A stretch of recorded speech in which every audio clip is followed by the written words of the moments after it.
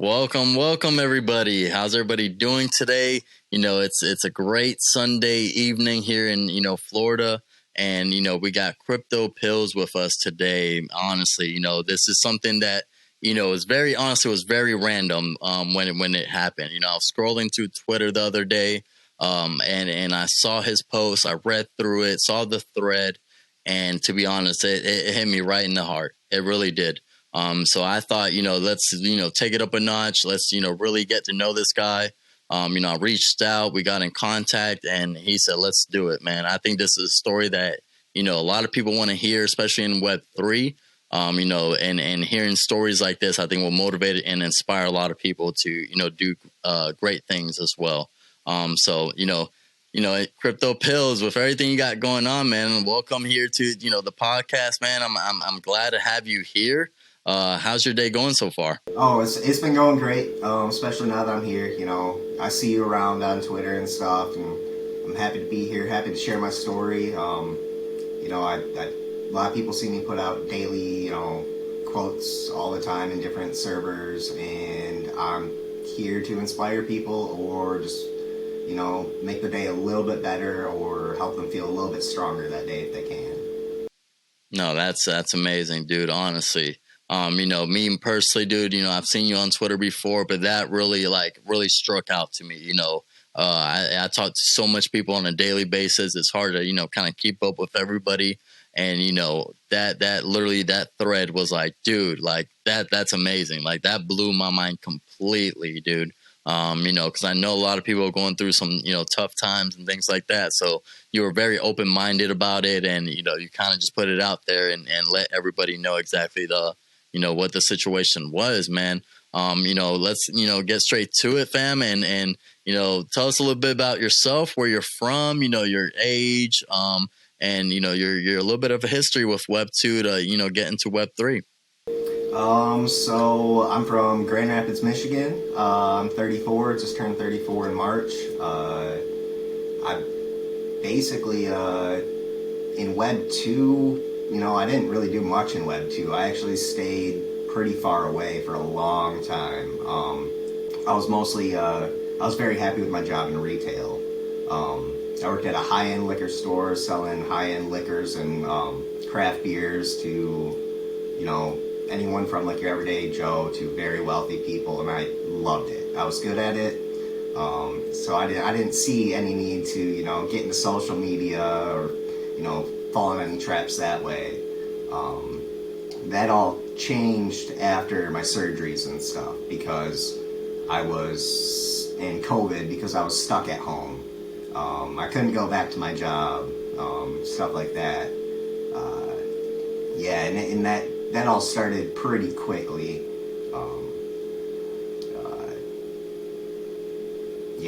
I think I started with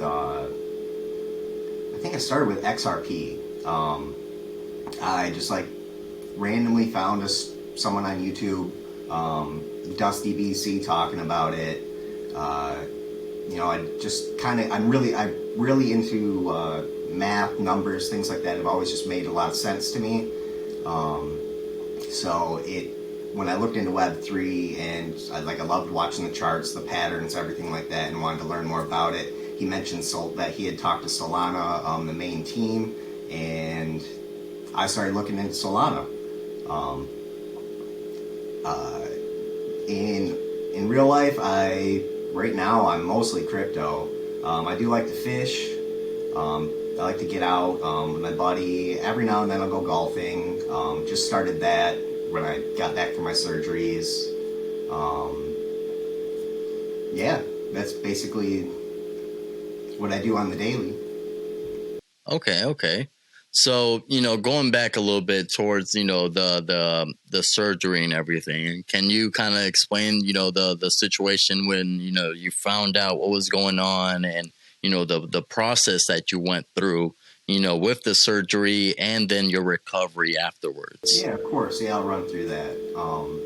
And sorry if I backtrack somewhere in there. I'm pretty ADD, so Nah, man, not at all, bro. This is what I want to do with, podcasts is really, give a voice to people I feel like, that I'm personally bullish on. and really hear these stories, so that way other people are aware, regardless of the situation that you're in. There's people that are going through, there's always going to be somebody that's going through a tougher situation than yourself. So always be grateful for, where you're at in life.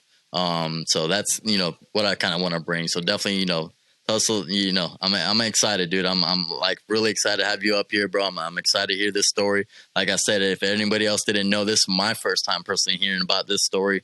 So I'm personally excited myself on this. All right, yeah. So, like I said, I was working in a liquor store, loved my job and everything. I had for like a while been kind of like feeling sick every single day. I'd been pretty used to that because I'd been literally throwing up every day since college. I went through some very stressful stuff back then. One, just where I was at. Two, having to do with like a girlfriend at the time. But that gave me really bad ulcers and everything. So like I was used to like feeling sick, but things had gotten really bad. And for about a week. And then all of a sudden one day I went to work and I just, wasn't feeling that great. I had gotten there early with my girlfriend at the time who had also worked there. And she's like, you know what, I'm going to start the shift, like early, whatever. If you want to go lay down and back until you're ready, like until it starts, like you can do that. So I went back and laid down on this couch. My mom, who lived near the store, happened to stop in. And my girlfriend at the time was just like, oh, hey, he's in the back, go check on him and go say hi. And she came back and opened the door, and I guess I was laying on the couch and I was just yellow. So she said, she just took one look at me and said, we're going to the hospital right now. So she took me to the hospital, found out I had pancreatitis. They started just running every test in the book on me. And come to find out that I had these 3 rare blood diseases, 2 rare forms of vasculitis, and something that's called alpha-1 antitrypsin disorder, or alpha-1 antitrypsin deficiency disorder. But basically what it does, all of them, they all are separate, but they all kind of attack the same things, which is like your medium level blood cells that bring all the nutrients and stuff like that to all your vital organs. So like instead of getting all the nutrients I normally would, or all the oxygen my body needs or my organs need and stuff, they get less. And if you drink or smoke on top of that, it's not like a normal person, it's magnified because you're already getting that deficiency. And then like with the vasculitis and stuff, like just slowly throughout your life, your muscles just become achy. Like some people I guess never feel it, but like I said, I have a couple rare forms. But things just get harder and harder to do. Your lungs give out first, or your kidney and your liver, and then your lungs give out usually. So I said I might have to have a double lung transplant at some point. I'm not planning to. I'm planning to overcome that. Not sure how, but I'm gonna. But so I was at this hospital in my local city. I was being treated for pancreatitis. I don't honestly remember how long I was there at first. But they ended up sending me home, and I had to come back 2 weeks later because I had gotten much worse. And that's when they're like all his organs are shutting down. He has to go on dialysis. So they, put the tubes in my neck. So I feel a lot of people don't know what dialysis necessarily is, but it's when they take the blood out of your body, filter it, and then put it back in. So you constantly have these tubes sitting outside your neck, but you go into the dialysis place where they hook you up and do that. So I did that every day from February to May. And in May, finally, I was able to meet with doctors because this whole time I'm trying to get on the transplant list. It's very hard. Beforehand, you can't have been drinking, smoking, or doing anything like that. I had been smoking weed before all this happened.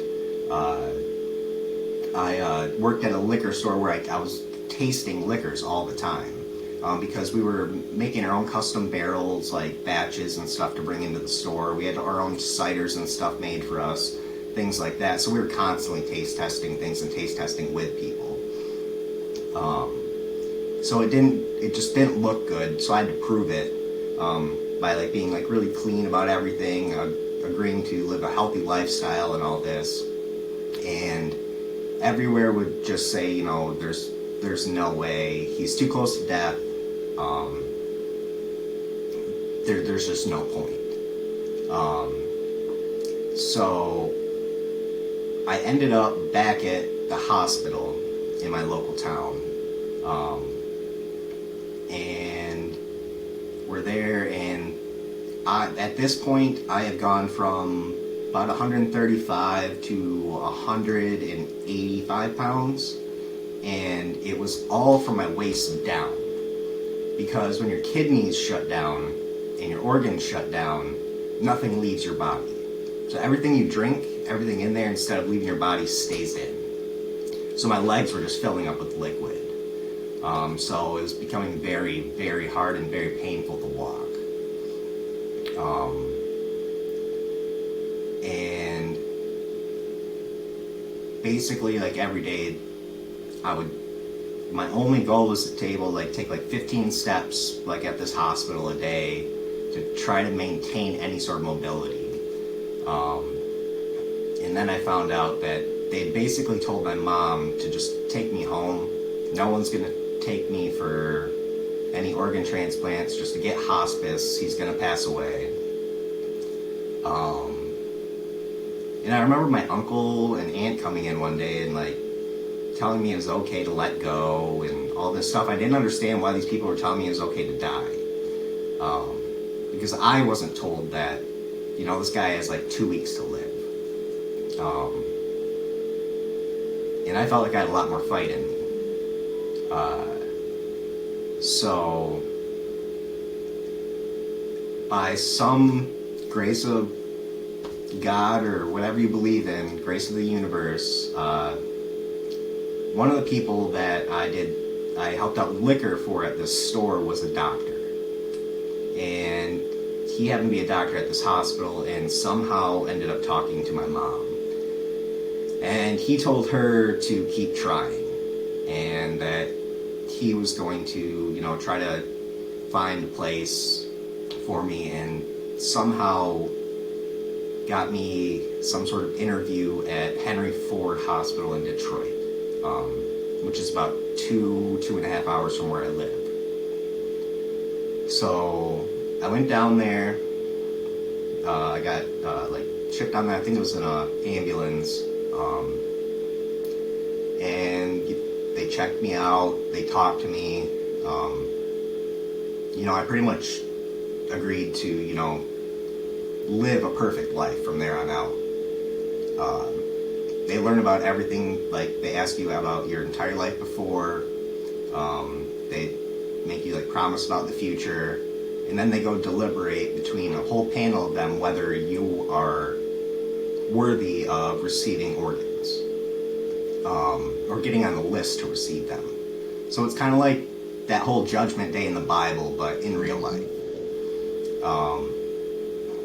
So they're like, okay, we'll let you know whether or not you're on the list.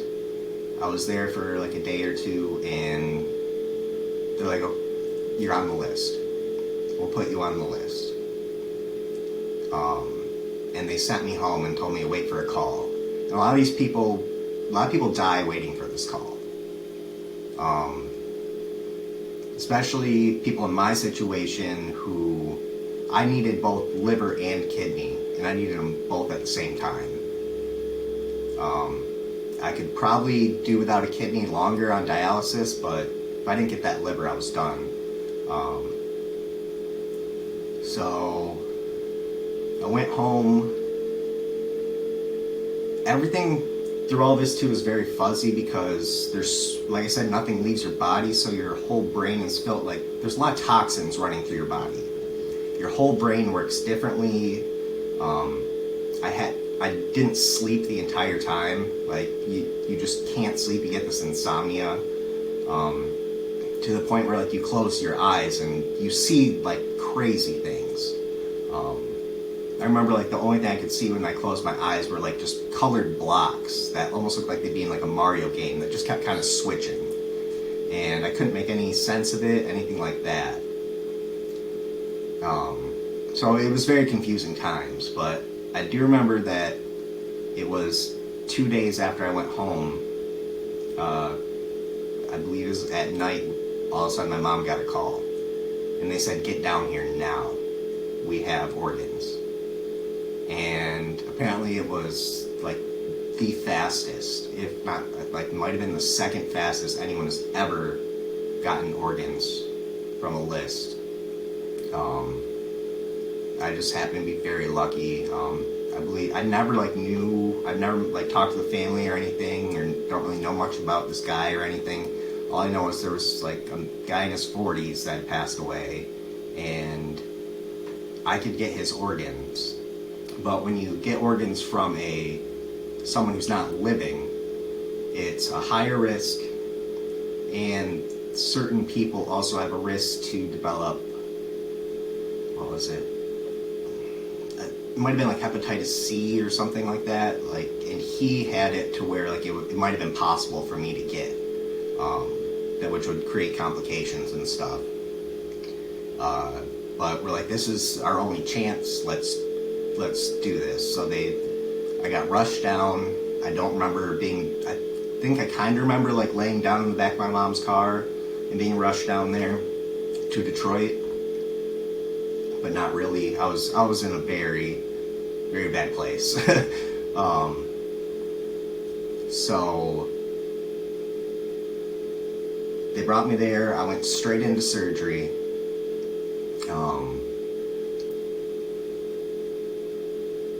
I feel like I kind of remember the room that they put me in before, and how it was very bright.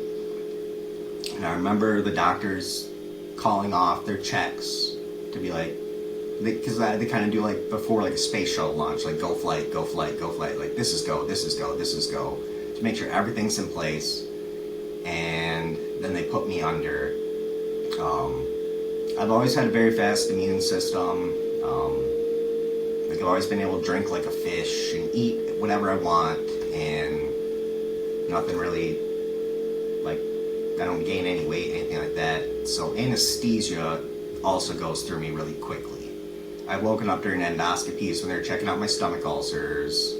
I've woken up during that twice before. And so I ended up waking up in the middle of the surgery.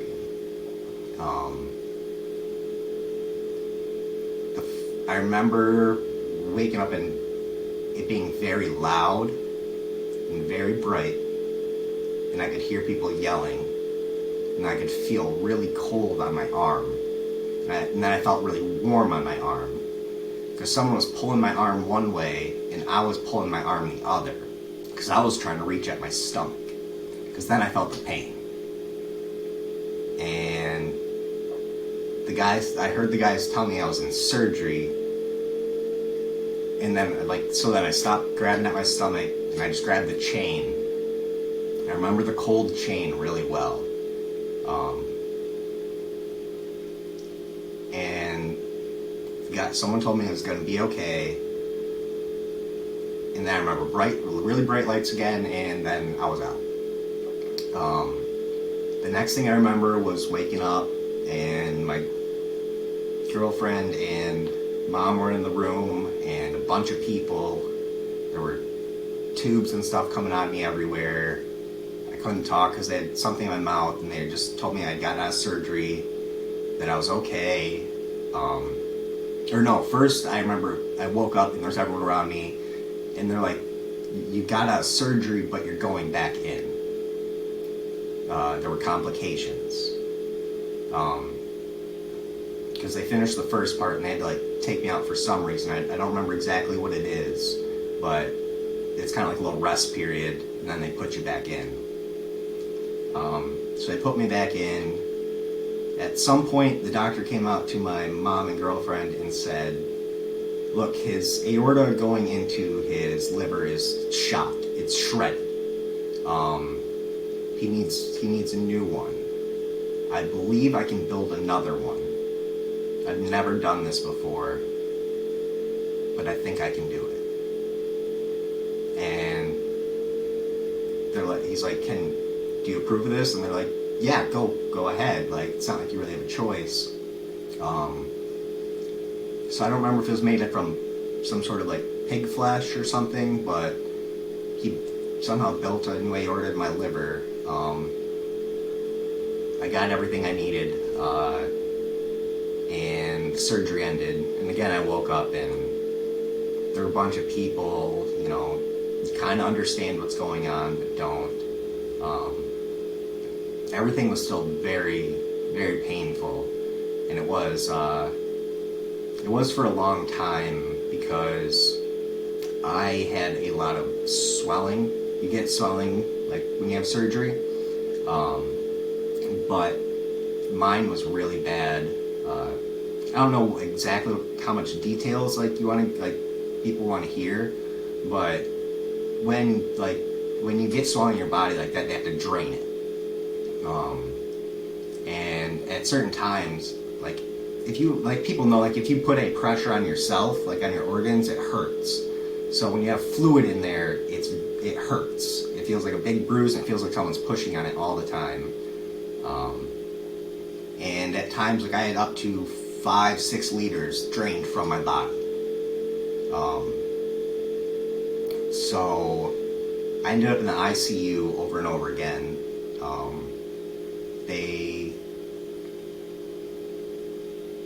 They had to keep my pain down, but couldn't give me too much of stuff. So they were going back and forth between giving me, like every 2 hours, like I would get morphine, and then another 2 hours I would get oxycodone. And they're going back and forth between those, and it's still like it was just nonstop. That went on for about 2 months.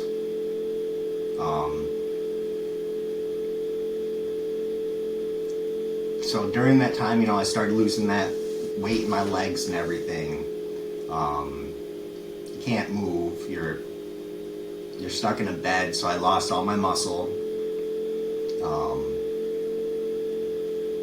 And throughout like the next 4 or 5 months, like I basically got down to the strength of about a 2-year-old. I was supposed to be on a high protein diet and stuff to try to build everything back up, but so like I'd go to eat, like they'd give me a hamburger, but of course it's burnt to a puck because you can't get sick there. And so you'd go to put like ketchup on it, but I couldn't open the packets. It was too hard. I didn't have the strength. And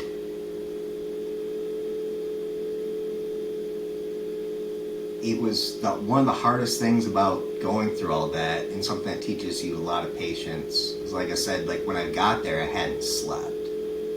And once you're in hospitals, if you've ever been there, you get your blood checked every 3 hours. So people come in and prick you every 3 hours.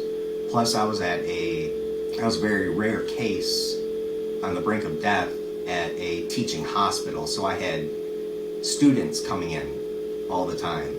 Like when people watch Grey's Anatomy and they had their main doctor and a group of students behind them, that's what I had. So you don't get any rest. It does teach you in everyday life how important that is, because of how much it can change you. It changes your brain, it changes the way you think about everything. So everyone make sure you get your rest. So I was there for, like I said, about 6 or so months, and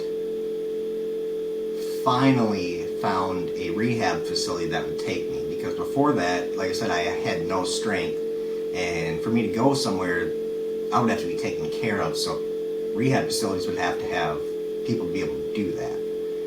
So I had to be at a special one, and I had to be able to at least be able to do some sort of work to improve myself. So once I got healthy enough to kind of do that, once I was able to finally kind of like try to get up out of my bed,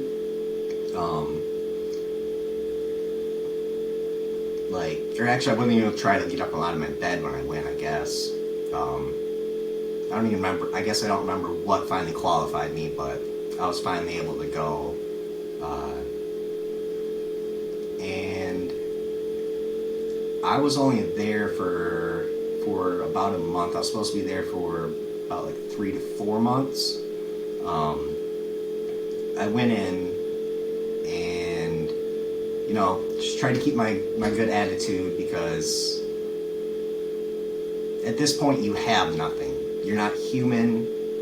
You're something that people like look at a piece of paper, and that's all they know about you. And that's all they can know about you. They can only read what's that. I can give them this. I can take this away from them. At this point, I hadn't been able to use a bathroom by myself, so my humility's gone. Everyone's seen every part of me. And that's not enough to break me down into nothing. That's enough to make me want to build myself back up into something. So the first thing you can do when you build yourself back up is from the inside, right? And the first place that starts is your brain. So to keep your brain working, you have to have a good attitude. And so I thought of everything I could, any time I could. I tried to keep funny stuff on TV, like ridiculousness or something like that, or some sort of sports that would be good humor, like have some sort of, or like have a good story behind it. I tried to remember any song I could. I used to always, or any candy I loved when I was a kid. I would always talk to, like, there ended up being a not really nice girl from Florida who helped in my physical therapy, and every day, like, me and her, I'd roll down the hallways just singing, they see me rolling, they hate it. That's how I kept myself going, is because if I was singing that, I was rolling. If I was rolling, I was moving. If I was moving, I was improving. So as quick as I could, tried to be able to walk. It took, like I said, about a month to even stand up and get my first steps, because when you're that inanimate for so long, your heart, your circulatory system, it gets very used to being not in motion. So any motion really ramps it up quickly. The first couple times I tried to walk, had problems with that. They had to stop me because my heart rate would just get way too high. My blood pressure would go way too high. And I wasn't allowed to go home until I could go up 7 stairs by myself and back down, because I lived in a second floor apartment. And they won't let you leave the hospital or won't let you leave the rehab until you can take care of yourself. So I had to learn how to, once I could take a couple steps, then I had to learn how to, like, stand for a while. So I had to stand in front of a board and put pegs in a board. I had to, they would hide little plastic fruits and stuff around the facility, the rehab facility, and you'd have to take a little shopping cart and go around and find those and pick them up and put them in your shopping cart. Things like that, to just try to live again. Because you have to relearn everything. And some of it's a lot harder than others because, like I said, your whole brain gets reworked when this happens. There's so many toxins that ran through it, is you lose a lot of memories, a lot of core memories. And it's weird ones. Not necessarily one like you'd have with a person, but like I would know like who like an artist was, like Bruno Mars, and I knew I'd heard his song, but I'd hear it and be like, I'm relearning this song. Like, this is a new song to me right now, even though I know I've listened to it. Like, things are just gone. So you have to rebuild everything. And I was doing okay with that. I was able to get up like with a walker, and I could walk probably about 15, 20 steps. And then I had to go back to the original hospital one day for a biopsy on my kidney, where they go and take a chunk out, check it, make sure it's not rejecting from your body. Because when you get that's something I didn't cover too, is when you get new organs, your body treats them as, like, when it's someone else's DNA, it treats it like it's an alien in there. It takes your immune system, and your immune system tries to fight it and get rid of it. So to stop your body from completely, like, tearing apart your organs, you have to take the medications, the immunosuppressive medications, to stop your immune system. And that's when I found out, and this is before COVID, that's when I found out I had to wear a mask all the time. Like, whenever I was in public, when people came to my house, like, when I got out, people have to wear a mask, because if you get a cold or get sick, your body ramps up your immune system and sends out a lot of white blood cells, and they will go attack your new organs. So any little thing can kill you. So it does get very scary. And that was probably one of the hardest things, is just the fear of getting out. Mm-hmm. But so I went back for this biopsy at the hospital. I get out, and they're checking stuff, and you have a certain time afterwards where they watch you, and I had extra bleeding, and it just kept bleeding. So I had to stay at the hospital. I couldn't go back to rehab right away. So I was at the hospital, and I decided I wasn't going to regress at all. So I had them bring in these little bike pedals into my room so I could keep my legs moving. I got back to, whenever I didn't feel good, I always took really long showers. My shower's my meditation place. It's where I go, and it's where I recharge. So I was there, I was like, I'm like, get in, I'm gonna start showering myself, I'm gonna take these long showers, I'm gonna throw on music on my phone, I'm gonna sing to it, because also during this whole time, when you're in the hospital too, they give you like this little thing to blow air into, because if you don't work out your lungs, you're just laying there, you're not talking, your lungs become very weak, and can get so weak that you will have to be put on a breathing machine, and they will have to breathe for you. So you have to work every day just to keep breathing. And I decided I was going to do that by singing, because I love to sing. I always have.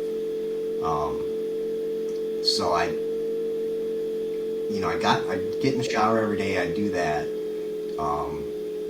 And anytime I couldn't sleep, anytime I couldn't do that, I would try to get up, get a walker, and I'd try to go down the hallway, try to say hi to nurses, do that. Just try to get that 1% better every day. And it got to the point where I started feeling better, and they're like, it's time for you to go back to the rehab facility. Like I said in the beginning, it took me a long time to get into that rehab facility. And I'd gotten a lot of good work done there when I was there, and I'd seen a lot of good work done there. And at this point, I'd felt that I'd been taught enough to know the exercises I need to do to keep moving, and that I wasn't going to go back. I was going to give my spot to someone else, because if I can do this out here, that gives someone else time in there to get better. And if I can do it myself, I don't need that. So I told them I was going to do that, and they said, okay, you got like 2 days. So like I said, at night I went walking up and down the hallways of the walker as much as I could, and then okay, it's time, like, here's the stairs, and I walked up and down these stairs, slowly, but I got there, and they're like, okay, you'll be able to go home, this weekend. And I was super excited. I wasn't supposed to be home for like another month. And I was like, yay, I can surprise my girlfriend. I'll be home. Like, I can finally feel something soft. Like, I was very excited. So, got everything worked out. The hospital, got our release papers, stuff like that. Just headed home. Ended up calling my girlfriend on the way, saying, hey, guess what? I'm showing up. And she's like, what? Like, oh no, because she was in the middle of cleaning our whole apartment with her family to try to disinfect everything. Because we had cats. I'm not supposed to be around cats. Same way pregnant women aren't supposed to be around them. You're not supposed to be around their litter or anything like that. There's the enzymes or something in there that attack you, whatever, make you very sick. So everything was being cleaned. So we had this weird little back and forth. Like, I didn't understand why she wasn't excited. Like, no matter if I was early or not. And then, so I was like, oh, I'll go back to my mom's. Like, it was a back and forth of me going back to my mom's or me going there. And I ended up going back there to our apartment.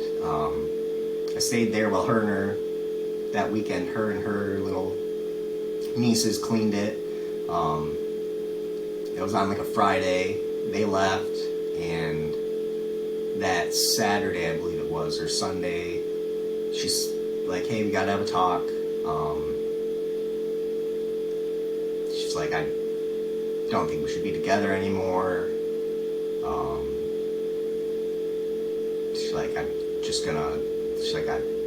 moving on or something. I forgot. I don't remember exactly how it went, or exactly what she said, but I felt it coming.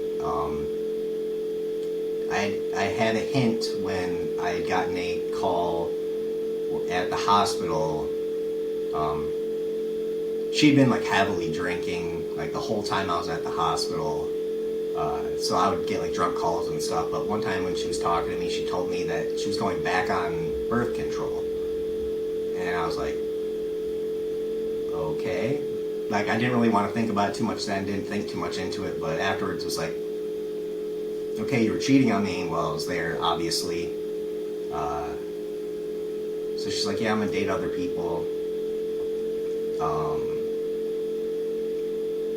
But we still had like a year left on our lease for our apartment. And about a week or two later, COVID hit. So I was stuck at home,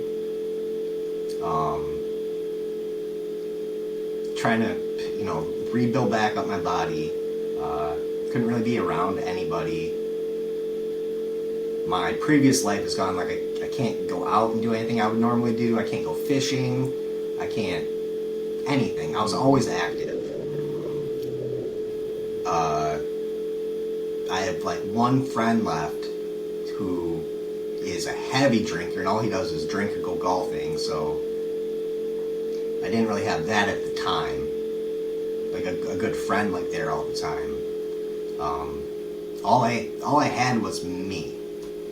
So I kind of started, like I said, I started back at my core. I found something good to watch to keep me in a good mood. I started watching the Pat McAfee show. It had just started. And it felt like I was hanging out with friends every day. They would do these 6-minute commercial breaks. They didn't actually have commercials on there, just 6-minute breaks. And during that break, I would go take my duffel bag they gave me with all my information I had to bring to all my doctors and stuff, and I would lift it. And I would just lift it during that 6-minute break as much as I could. And then if I couldn't sleep or anything, I always loved retro video games, so I started collecting retro video games and trying to. I couldn't get a job, but I needed money for medications and stuff like that. So I started flipping retro games. I buy them cheap online, like from local Facebook people and sell them on eBay, whatever. And I did that for a long time till I found crypto, and then all those started reselling those and going into crypto. Yeah, that's mostly the hospital story. Yeah, bro. I mean, dude, honestly, you know, just hearing that story overall, dude, is an incredible story because, you know, regardless of you know, there's a lot of doubt, it seemed like, you know, for you to, you know, recover out of this. But you always kept that mentality that you were going to get out of this. You know what I'm saying? A lot of people in that situation would have given up.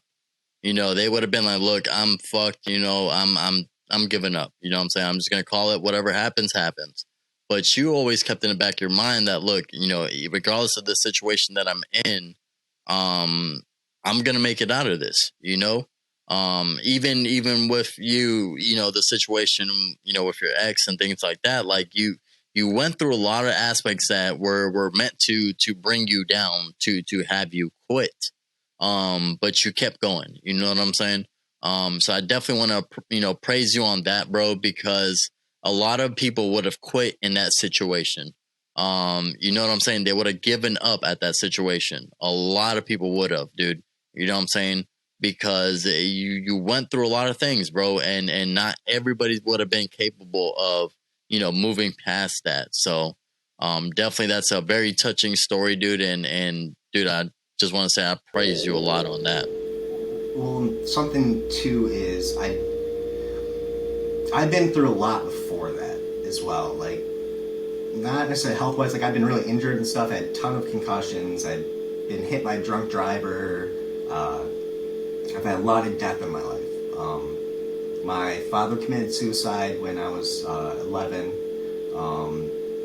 My uncle committed suicide. My aunt died of cancer. My mom got breast cancer. She didn't pass away from it, thank God. But it was just me and her around when she went that. I'm adopted. My sister was adopted. She ran away when I was younger. So I lost my sister. I've lost friends. When you go through all that in succession, you learn to really take a step back in every situation and look at it from a very far away perspective, a third perspective where you're only talking to yourself.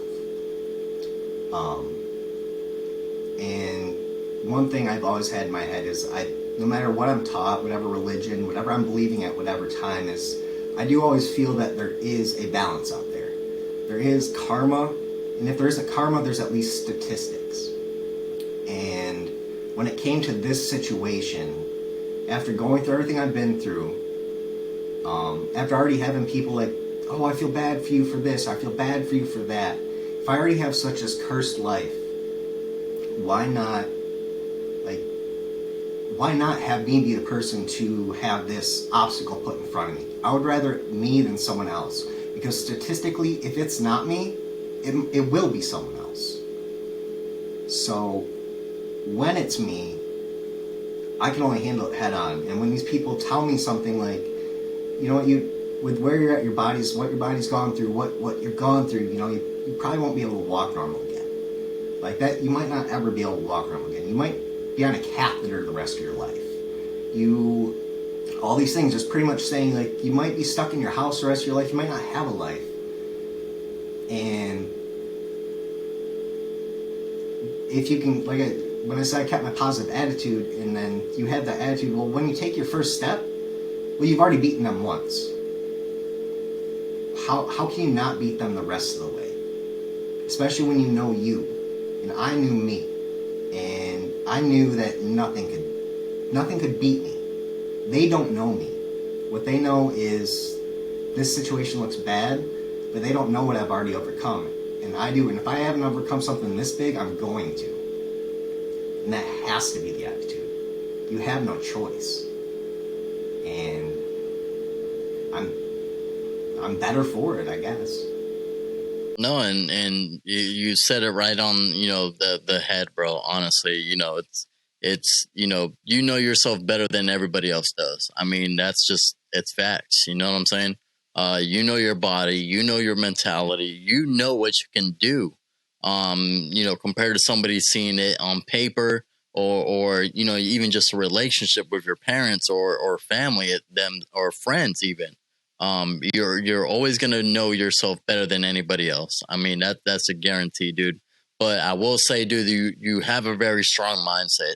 You like you were saying, you've been given these obstacles to go over them. You know what I'm saying? And it in a sense, it's like you're the, like you were saying, you're kind of like the chosen one. You're getting this stuff because you can handle it. You know what I'm saying? That next person won't probably be able to handle it. They would have, you know what I'm saying? Anything could have happened. I don't ever want to put myself like, oh, I'm better than you, like this. It's just, I do know me, and I've known people around me, and I would never want to see them there because I know how they would be there, and I don't want to see that. Exactly. When I'm there, I can control it, and when I'm in control, I can make it better. It's just the facts. It is, bro, and like I said, dude, that's honestly, bro, like hands down, you've got a strong mindset, and personality as well. That you like you were saying, you got a gift, bro. It's in a sense you may see it as a curse, but like you said, in a sense you know yourself better than others, and you know that you can tackle these obstacles that are given to you, compared to somebody else that may not. If I make it this far in crypto, if I hadn't been through what I've been through, no, I would have said, screw this, let's go to the next thing. But seeing how low things can get, you can see how high they can get. And I tried to bring that here. That's why one of my main things I did when I got here was jump into a D-Rug, because I wanted to help bring stuff back. I felt great about that. And I saw good people, and I saw them doing good things. So I was like, let's do this. So then with crypto itself, I know you say you got into, XRP first. What was your relationship with Solana?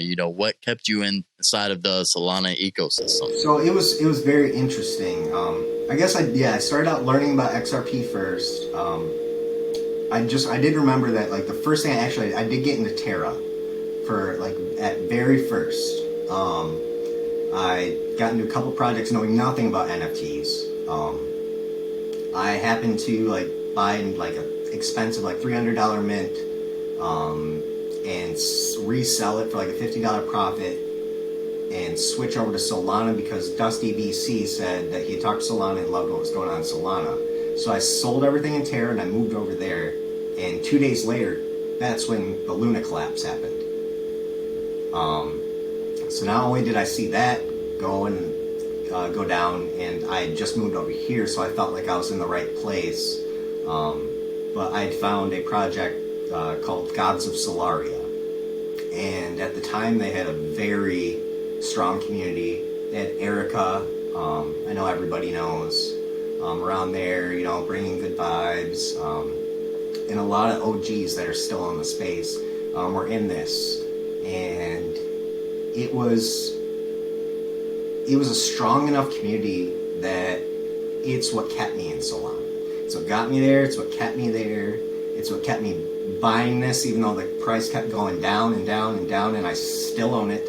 I still every now and then buy one because I felt that community. I felt that love there, and I felt people actually wanted to help each other.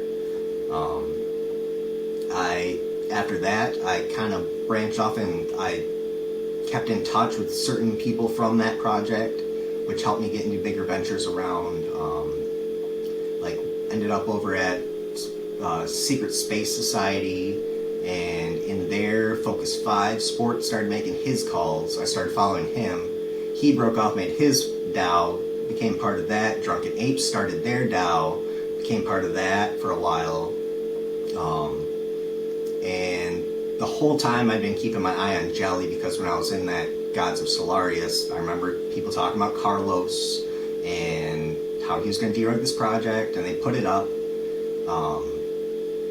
And the only reason I didn't buy it right when they put it up was because I just finally started learning, like actually learning NFTs and realizing I needed to chill out and not buy everything, not join everything that comes out. And so I missed it. It was literally the one I missed. And so I was like, I watched them the whole time. I watched their whole their whole rise. And watching that from the beginning made me realize what stuff in the space could be, and kept me in there and kept me wanting to do the same stuff. I started bringing, like my daily quotes every day to keep people, inspired, or just like, it's not for everybody every day when I post it. It's just, you never know who might need it. Mm-hmm. If it's just for one person that day, that's fine. If it makes no sense to anybody else, that's fine. That's all it's there for. And I started, making some graphics here and there, just trying to like prop up some projects, and I had Marbles Evolve reached out to me, and they're like, hey, we love your attitude. We know I'd taken some marketing classes before. When I went to college for aviation. I did like 4 years for 4 years of aviation school. Got out of that, and then I also did a couple classes in marketing. And I, mentioned some stuff to them, and they're like, okay, we could use someone. We're trying to derug this project. Do you want to help? And just fell in love with it. So we've been, running that up for a long time. That project's, sitting at, I think, like, last I knew it was like less than 3% listed, constant, just about one sole floor. All we do has been like out of pocket. We just try to bring communities together and bring like giveaways that people are already going to do, just bring it to everybody. We just try to make sure that we're always giving out to our holders. I ended up finally through, actually, I believe it was Misha is the first one I got a hold of for the Runaway Rascals DAO. We had gone way back, and we ended up doing a collab with them before their mint, with Marbles Evolve and Runaway Rascals. And I loved what they were doing, so I minted their stuff, and I ended up minting a 1-of-1, Vegeta, and someone paid me 99 SOL for it, and it was the first major sell I'd ever done. And from there, I've been able to get in the Jelly DAOs. I've been able to make a lot better trades. I've been working with Unity Academy. I do daily motivation stuff there in their Unity Spirit, and I've been following their stuff, and they've helped me become very successful and build my bags. And I just feel the more success I can get in Web3, the farther I can make my reach, and the farther I can make my reach, the more I can help people. And that's kind of the goal for everyone, shouldn't it be? Right. And, that's, the platform that I'm trying to bring with this, letting everybody hear that story of yours. So that way, I like I said, I know a lot of people are going through tough times, but, stories like this make people believe in themselves. It gives them a little bit more effort to believe in themselves and keep pushing forward. So that's, why I wanted to get you up here, get you on the podcast, really hear that story and hear that motivation that got you through it, that perseverance and everything. I did want to also ask, I know you run, you run a lot, you do bowling. I mean, you won a ton of awards. Can you tell me a little bit about all that? About, I'm guessing 4 or 5 months after I got out of the hospital, one day I was online doing something. I don't remember exactly even how I found it, but somehow I found out that people with organ transplants have their own, basically they're like their own Olympics. It's called the Transplant Games. There's the Transplant Games of America, there's the World Transplant Games, there's the Winter Transplant Games. And I'd found out that, coming up in 6 months, 8 months, that they were going to be having the Transplant Games. And I was like, you know what? I was always an athlete. Like, I always had exercise-induced asthma, but I always pushed as much through it as I could. And I wanted to see how much I could push my body. I wanted to see where I was at, I think. And I had something I needed to do, and that was to honor the gift of life that I was given. Someone gave up these organs, yes, but they were going to give them up no matter what. The main thing is someone else could have received these. And how in the world could I ever dishonor somebody or live with myself if I do not, if I don't remain active, if I don't live my life and try to be the best I can be or improve on myself and use those organs. So I said, this is my time. And I started going through the events. And they had stuff like Texas Hold'em poker and stuff, because you have people who've had heart transplant, lung transplants. Not everyone can do everything, but this is supposed to be inclusive. So they have events for people who aren't athletic and people who are. And I decided I wanted to prove to the people who said I might not be able to walk again, who said take him home, he's gonna die. Like, no one's gonna take him. He's done. I wanted to, like, blow them away. I wanted to be able to live with myself. I wanted to be able to take these medals if I win them. I wanted to be able to go back to one of my appointments at my doctor's. I want to hand it to my surgeon and be like, you deserve this. You deserve this. Like, the guy who rebuilt my aorta, you deserve this. I didn't win this, you did. So, never being a good runner, I decided I was going to run. And I was going to run faster, and I was going to run farther than I've ever ran. So, I slowly started training. And had to be very careful about it. Like, you have to, like, I was told, like even, like, stuff that you wouldn't think of. Like, you have to eat bacon because you need to lube up your joints because they haven't been worked out in so long. And you have to, like, eat these certain things and not these certain things because just the way it'll rebuild your muscles wrong. And so I just slowly did what I could until I entered the 100-meter sprint, the 200-meter sprint, the 5K. For fun, I decided to do bowling. And then I'd never played golf before, and I decided I wanted to not just prove that, like, brute strength was still there, but mentality was still there in my small muscles. So I was going to learn golf. And so I went out and just did what I could whenever I could in all those categories until the time came, and it was June that next year. Less than 2 years later, I had done all my events and there was one left, and I had one opportunity to do it, and it was a 5K, and it was one of the scariest things I'd ever done because I honestly didn't know if my heart was going to hold up. I didn't know if my muscles were going to hold up. I didn't know if I was going to finish. I didn't know if I didn't finish how I was going to feel about myself.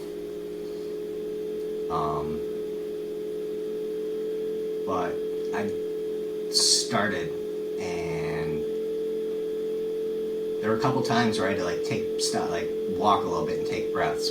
But I started back up, and I took one step after the other, and I ran. and I ran. And I finished that 5K, and I could not help but absolutely burst into tears. Everything flooded back from laying in that hospital.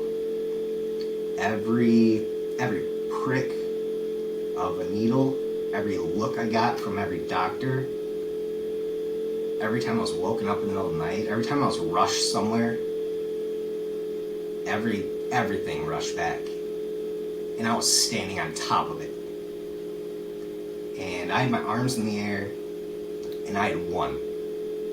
And nobody could take that from me. And nobody can ever take it from me. And so I was able to take that and, submit all that to the transplant games with my microchip and time and everything. And once the games were over, I got my gold medals. And I could imagine, dude. Honestly, that's a huge accomplishment. Coming through, everything that you've been through, bro. That, I mean, like you said, nobody can take it away from you. It took hard work, dedication, consistency. I mean, you went through fucking hell and back, bro. Literally, you know what I'm saying?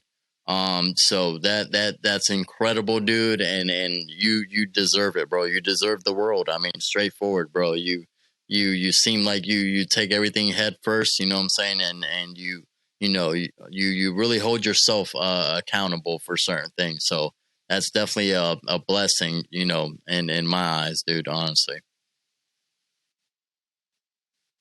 No, seriously, dude, it's, I, personally, dude, if somebody was going through the same situation, that you went through with, the complications, just everything that you went through, what would be your advice for them?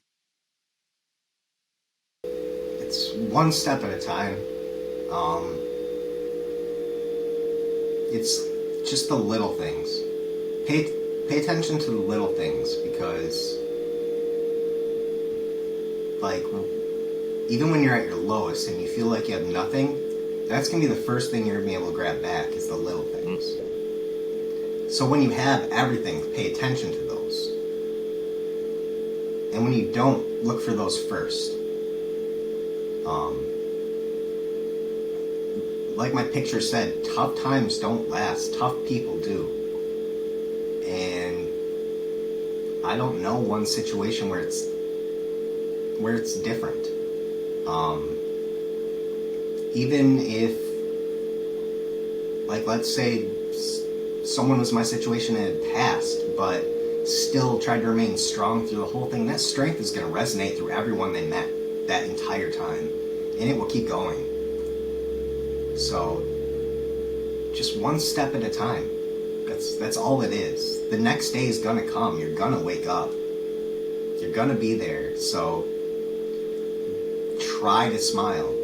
And if you can't smile, look for those little things. They'll be there, and they'll help you get back to that smile. That's it.